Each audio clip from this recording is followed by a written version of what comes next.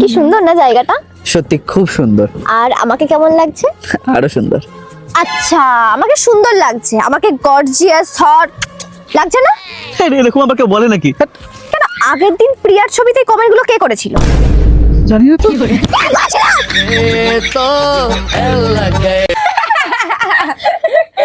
এই শোন না দিদি, আমাদের ভিডিওটা বানিয়ে নি। আচ্ছা ঠিক আছে, চ। কি রে দিদি, হলো তো? হ্যাঁ, এই তো রেডি হয়ে গেছি, দাঁড়া। আর শোন না, একটু এই ফাউন্ডেশন গুলো একটু ফেলে দেখা না। মা এগুলো ফেলে দিলে মুখে কি মাখবো? ফেসে ফাউন্ডেশন দেওয়ার কোনো দরকার নেই, আমার কাছে একটা হেভি জিনিস আছে।